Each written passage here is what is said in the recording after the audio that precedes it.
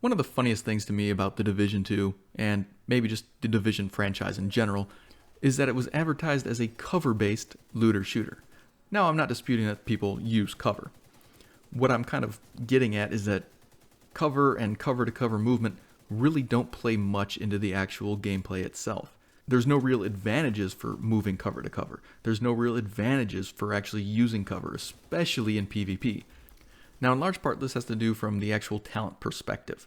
Now, you've got Overwatch, which, cover to cover does have, the ability to stay active, and you've got Leadership, which can give you bonus armor for running cover to cover, but those are definitely more beneficial to team play. Obviously, you want those bonuses because you're getting a lot more benefit out of them because everyone in your team is benefiting from them.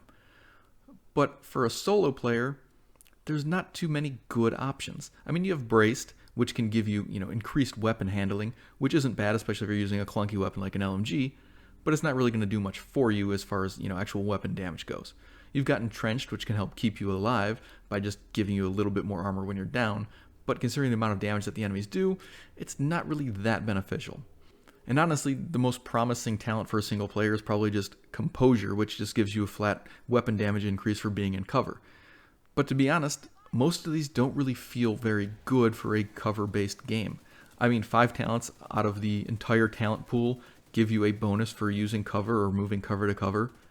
So many different varieties of bonuses that you can get from talents to different playstyles, and yet one of the main themes of this series, of this franchise, doesn't really see much benefit. And to me, this is not very fun. I mean, I don't want the game to be mandating that you have to use cover and you have to move cover to cover. But at the same time, I would expect that the higher bonuses of this game, would take advantage of that. I would expect that cover in a cover-based game would have exceptional benefits for the player. Now, despite all that, for some time I have really desired to actually make a cover-based build, or at least a build that utilizes cover-to-cover movement in an efficient manner. However, like I just talked about, we can see that there's not a huge amount of variety for that specific playstyle, and in many cases, what is there might not actually be better than just regular talents that don't revolve around cover and cover-to-cover movement.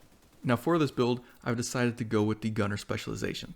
Now, obviously, it does offer a little bit for cover use, but the reason I'm going to be using this is, one, for the armor on kill bonus. So I get 10% armor on kill, which isn't that great in the whole spectrum of the game, but it is a bonus that you would probably like to have. Now, the medkit is definitely not as good as the firewall specialization, but it does give me that 30% bonus armor, which can come in handy with the build.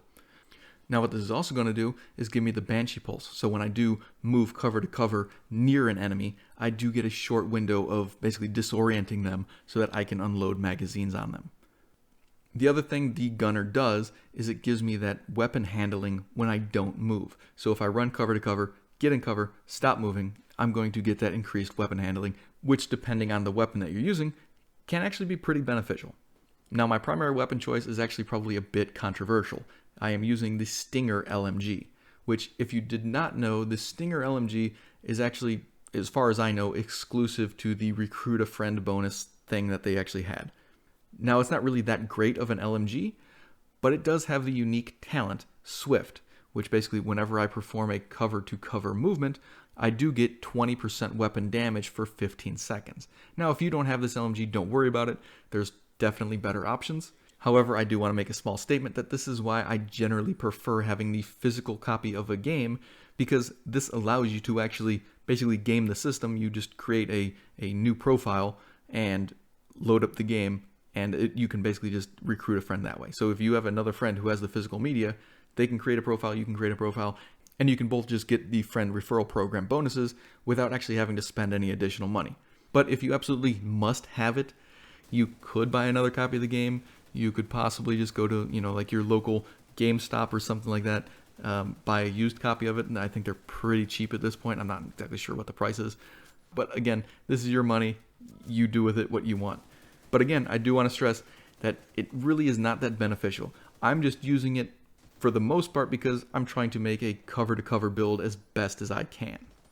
Now, my backup weapon, not that it's very important, is just a SOCOM M1A with Ranger. This is obviously because, the LMG is not very stable, not very good at long range.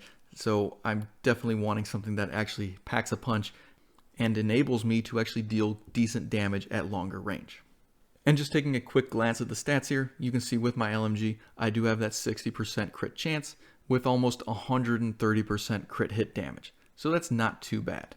And I'm also getting 45k armor regen, which again, definitely helps with this type of build. Even though I'm not fully spec'd into armor regen, it definitely helps. Now jumping into my mask, I am using Golan gear. Obviously it's got max armor, crit chance, max crit damage, and a max crit chance mod on it. This is again giving me that armor regen. That's pretty much the whole reason I'm using this set. My backpack is my second piece of Golan. Armor, crit hit damage, armor regen, max crit hit damage mod. I am using Adrenaline Rush. Now I would definitely advise going with leadership if you were playing with multiple players. If you were, definitely a team player, that is definitely a better talent for you. But since I am playing solo, Adrenaline Rush just gives me more armor more reliably. Now since this is an LMG build, how could I pass up Contractor's gloves? Obviously these ones are rolled in armor, damage to armor, and crit hit chance. My chest piece, Grupo Sombra, for that crit hit damage, rolled with armor, crit chance, armor regen, and crit hit damage.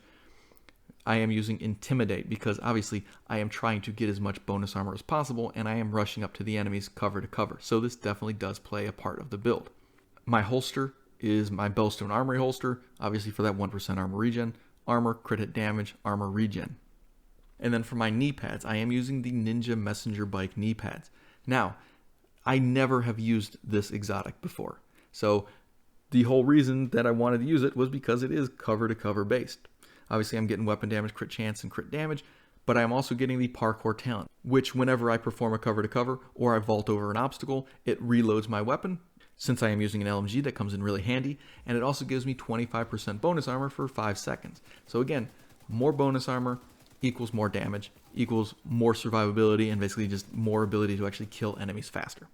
Now, like I kind of said in the beginning of this video, leadership can be good for a team, but it's definitely weaker on the total amount of regen that you would get compared to something like Adrenaline Rush. And this is the exact same reason that I'm using Intimidate over something like Overwatch. Again, Overwatch would be great if I was playing with a team, but if I'm playing solo, Intimidate is a much better bonus. Because again, I am building all these sources of bonus armor, and I'm not necessarily staying in cover all the time. Yes, I'm moving cover to cover, I'm trying to use as much cover as I can, but there's so many moments where I'm not going to be able to just sit in a cover spot, right? I'm going to have to roll out of the way of a grenade, I'm going to be, flanked by an enemy, I'm going to have to move quickly, and it's just not beneficial for a solo player as much as something like Intimidate is. Since I am, again, trying to rush up to the enemy, get the bonus armor, get the bonus damage, in all these different manners, this is a much better use of my talent slot. Now again, if I was playing in a team, I was going in a 3-man squad or a 4-man squad, I would probably want leadership and Overwatch over Adrenaline Rush and Intimidate. But again, because I am playing solo, it just makes more sense to use these two talents. Now overall, my general opinion of this build is that it was actually kind of fun. I mean, I have not played like this pretty much since the game launched. I mean, there was really no need for it. There was really no use for it. The talents were kind of lackluster, as I've already talked about, and it just didn't feel necessary. Going into this build, I definitely had my doubts. I'm like, I'm making this build and I'm going to make a video talking about how shit it is. But I was actually surprised. There were a number of situations where I thought I was going to go down, managed to make a cover to cover move, got my bonus armor up, had my regen going, my healing was going off, and I just managed to overcome the fight. And it was actually fun because, you constantly had to look around, where could you run cover to cover, where was the best spot to go to, and it was entertaining. It wasn't just, okay, I'm going to sit at the back of this room, I'm just going to, throw out some skills and win, or I'm just going to basically stand back here behind this piece of cover and shoot all the enemies and I win. And it, it wasn't the, I'm just going to sit here with my shield, push up, no one can kill me, and win. It was definitely tense. There was some sort of intensity there where I felt like, okay, I need to make a decision now. I need to make a decision now. I need to constantly run up. I need to constantly do this. I need to be aware of everything around me. And that actually made it interesting and fun. Now, it's not something I would want to do all the time because it definitely took a lot longer than I would like to, spend in a mission. But if you're going through it, for maybe the second or third time, you don't have the burnout that, a lot of players do at this point, This might be something that you actually like to use. This might be something that's good for you that you actually enjoy. But either way, thank you guys for watching. I'll see you in the next one.